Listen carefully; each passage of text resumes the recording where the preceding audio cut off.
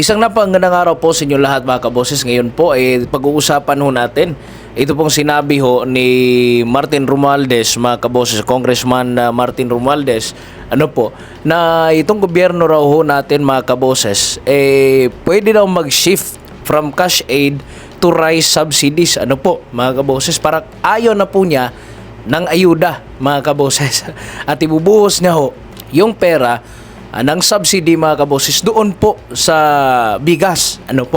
Mga kabos, yan po yung pag-uusapan natin ngayon. Bakit kaya naisipan na naman nitong administrasyong ito mga kaboses at itong gobyerno na ito na ihinto ang ayuda at ibuhos po doon sa rice subsidy mga kaboses? Bakit kaya at ano na naman kayang gimmick ito ang nangyayari mga kaboses ngayon sa ating bansa?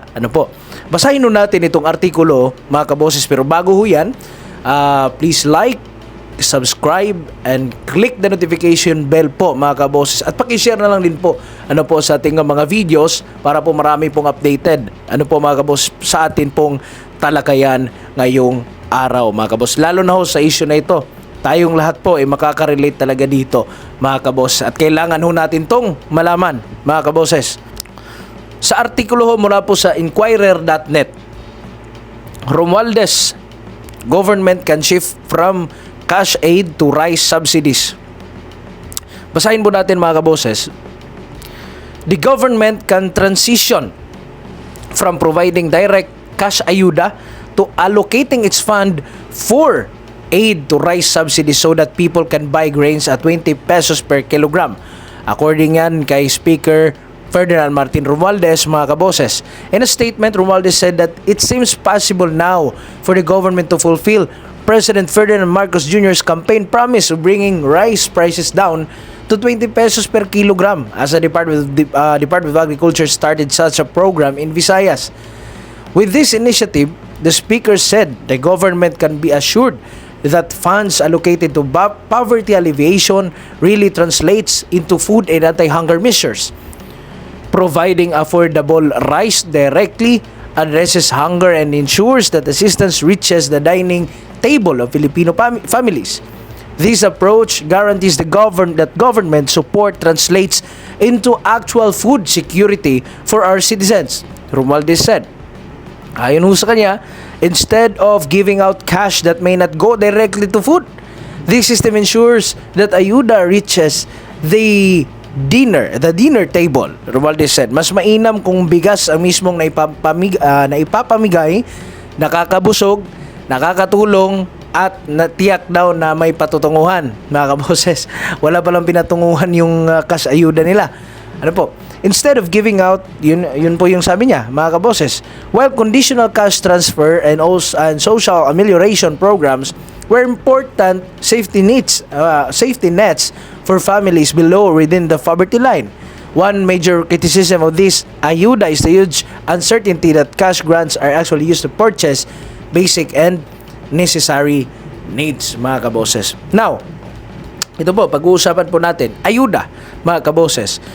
Ilang taon na po itong Marcos administration mga kaboses sa pamimigay ng ayuda. Tanong po natin mga kaboses, ilang taon na ba ang natulungan? Lahat ba ay natulungan? Naging solusyon ba mga kaboses sa palala na problema ng ating bayan? Mga kaboses? Nitong bago nga lang ho ang SWS survey, naglabas po ng data. Mga kaboses? Na yun po, tumaas po ngayon ang bilang ng mahihirap dito sa bansang Pilipinas, o kinukonsidera nila ang kanilang sarili na mahirap. 15.5 million mga kaboses according sa SWS survey.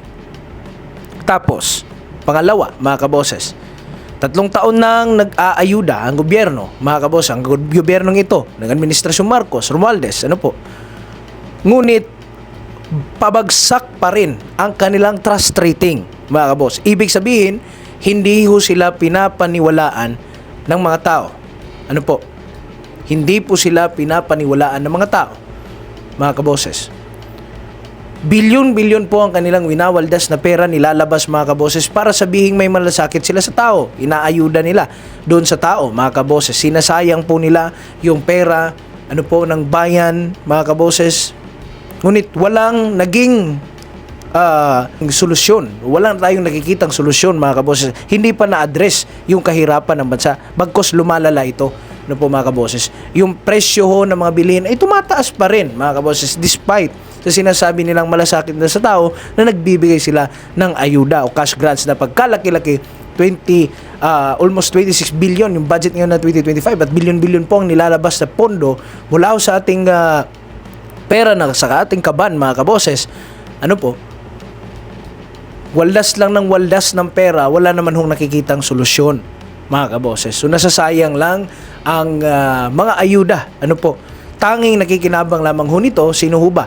Ito pong mga politiko na may hawak po nitong ayuda, mga kaboses. Patuloy lang ho nilang ginagamit ang ayuda para po ipagmalaki at ipakita sa tao na dahil sa kanila, merong ganun, mga kaboses, tinuturuan po tayong mga Pilipino, mga kaboses, na magpanglimos dyan sa gobyerno. Instead na sagutin po yung pinaka issue po, mga kaboses, kung bakit tumataas yung presyo ng mga bilihin dito sa ating bansa, sinasagot lang ho tayo ng ayuda, mga kaboses. Puro po band-aid solutions na hawak po ng mga politiko, mga kaboses. Kaya po, hindi po natin maiwasan talaga na meron po talaga mga tao na hindi nakakatanggap kasi pinipili lang po yung magiging benepisyaryo. Mga kaboses, sa opisina ng politician. At kung hindi pa tayo manlilimos doon sa kanilang mga opisina, hindi rin tayo mabibigyan, mga kaboses, na supposedly yung basic services dapat direktang napupunta sa tao, lalo na po na pagkalaki-laki po ng perang nilalabas nila, mga kaboses. Ito, yung rice na naman po, mga kaboses, naisipan na naman po nila na isubsidize, mga kaboses, yung rice. Unang-una, naging issue po yung rice subsidy, mga kaboses, na isisimulan po sa Visayas, kasi bakit daw po sa kasagsagan po ng eleksyon isinagawa o in-implement yung ganun, mga kaboses, na programa na ginawang pilit na pagpapababa ng presyo ng bigas, mga kaboses. That's 20 pesos. Kukomprahin, aangkatin ng gobyerno, mga kaboses, yung bigas, tapos ibibenta po sa merkado, mga kaboses, ng mura, 20 pesos per kilo. Pero saan ba kukunin yung pera na kinangkat nila? Doon pa rin po sa ating kaban ng bayan, mga kaboses. Wala nga pong kaibahan sa ayuda, mga kaboses. Dahil ito, ang pinagkaiba lang po ito, direktang napupunta sa rice, mga kaboses. For example, yung angkat nila ay 30 pesos, mga kaboses. Ibig sabihin nun, yung 10 pesos doon sa 20 pesos, mga kaboses, sa atin po galing yun. Mga kaboses? Galing po sa ating mga Pilipino yun. Bawat kilo ng bigas po, mga kaboses, may tapyas po doon sa ating mga taxes pa rin. So, ibig sabihin, parang wala pa rin nagbago, mga kaboses. Ganun pa rin ang problema. Sa atin, positive siya sa mga mamimili, mga kaboses. But how about sa tunay na problema po ng ating bayan, mga kaboses, lalo na po sa ating mga farmers? Para ba tayong niloloko, mga kaboses, nitong gobyernong ito? Para lang ipakita nila na talagang nangyari yung 20 pesos per kilo ng bigas, ngunit ganun pa rin yung approach nila, mga kaboses. Band-aid solution pa rin kasi inayudahan pa rin, mga kaboses, para maging 20 pesos per kilo yung bigas. Mga kaboses, hindi nga nila nakita yung totoong problema. Sustainable. Waldas na naman ang waldas, mga kaboses, ng bilyon-bilyong pera ang ating gobyerno. Mga kaboses? Sa inanunsyo po ni Speaker Martin Romualdez na imbis sa direktang perang ibigay, ipapasubsidize na ng gobyerno ang bigas para may benta ito sa mga Pilipino sa halagang 20 pesos per kilo ng bigas. Ayon nga po kay Romualdez, mas makakasiguro raw, ito po yung reason, mas makakasiguro raw na pagkain na napupunta na tulo, mga kaboses, hindi sugal, alak o iba pa hong bisyo. Kung tutuusin, mga kaboses, maganda po ang layunin. Punuin ang hapag ng bawat Pilipino, ngunit hindi natin pwedeng kalimutan, mga kaboses, na yung tanong, bakit ba kasi palagi na lang umaasa ang taong bayan sa ayuda? Ano ba yung mga problema, mga kaboses? Yan po yung dapat na in-address ng ating gobyerno. Dahil ba kulang ba ang trabaho ng mga Pilipino? Nga? Mababa ang sahod, mataas ang bilihin. Ito po yung mga ugat ng problema na kung hindi ho susolusyonan, mga kaboses, parang band-aid nga lang ang rice subsidy pa rin, mga kaboses. Wala pa rin nangyayari. Hindi po totoo, mga kaboses, na talagang bumaba na ang presyo ng bigas na sana makakabenepisyo rin yun ng ating mga farmers. Pero ganun pa rin, mga kaboses. Same problem at patuloy po itong lalala, mga kaboses, dahil sinubsidize nga lang. Hindi po nakadirekta yung sagot, mga kaboses, doon sa ugat na problema na ating kinakaharap, mga kaboses. Yun. Sustainable nga ba ito? Kung uutang na naman ang gobyerno o kukunin sa pondo ng ibang serbisyong pambayad para sa subsidiya, mga kaboses, baka lalo pa tayong lumubog sa utang. Tandaan natin na temporary lang po, again, ang relief, ang ayuda o subsidized rice.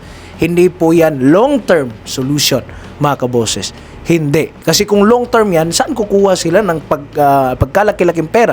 Itong ang ginawa sa Visayas is 5 billion pesos na yung ginastos nila, mga kaboses, para lang ma-realize doon sa Visayas yung 20 pesos per kilo na bigas, mga kaboses. Na kung sana yung 5 billion pesos na yun, mga kaboses, tinulong doon sa mga magsasaka, mga kaboses, o naggumawa sila ng programa, na paano mapapababa yung production cost ng ating mga farmers upang maibenta, mga kaboses, doon sa market ng mura. Ang rice subsidy ay maaaring makatulong, ngunit pansamantala, mga kaboses. Pero kung talagang seryoso ang gobyerno sa laban kontra gutom, kailangan ho ang malawakang reforma. Trabaho, taasin ang sahod, kontrol sa presyo ng mga pangunahing bilihin, kagaya po nitong bigas, mga kaboses. Paano ba nila mapapababa yung presyo? Sana sinubsidize nila yung mga farmers, mga kaboses, na umaaray ngayon sa presyo ng mga medisina, ng mga pestisidyo, abono, mga kaboses, na naging rason upang tumaas, mga kaboses, yung kanilang production cost at nagiging rason para tumaas rin ang presyo sa pagbenta nito sa market. Yung ibang farmers, wala pong lupa, mga kaboses. Hindi sana nag-acquire ang government kagaya nung sa Vietnam, mga kaboses. Sa Vietnam po, imagine po, mga kaboses, yung mga wala pong lupa, mag-a-apply lang po doon sa kanilang government at bibigyan po ng lupa, mga kaboses, doon sa Vietnam, yung mga walang lupa, upang kanila pong pagtaniman, mga kaboses, ng bigas, ng palay, mga kaboses, upang makatulong sa kanilang food security at the same time mabigyan ng buhay, magandang maayos na buhay, yung farmer makapagbigay ng mga trabaho, mga kaboses, sustainable job sa pamamagitan po ng agrikultura, mga kaboses. At mabibigyan po sila ng mas mura po na presyuhan ng bigas, mga kaboses, dahil kontrolado ho nila yung presyo, mga kaboses, at alam po ng gobyerno ng Vietnam kung paano po mapapababa yung kanilang production cost, mga kaboses. Naglagay ng mga kanya-kanyang mga bilaran, mga kaboses, mga galingan, mga kaboses, kung saan pinoproseso po yung bigas, mga kaboses.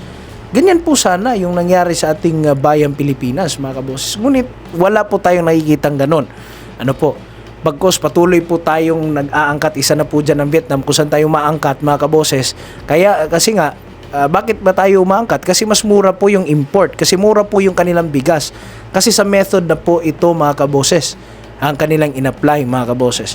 Kasi ang gobyerno ho ng Vietnam ay talaga pong nakatutok sa kung paano po talaga mariresolba, mga kaboses, o paano talaga masusolusyonan yung root cause, ugat ng problema po, mga kaboses.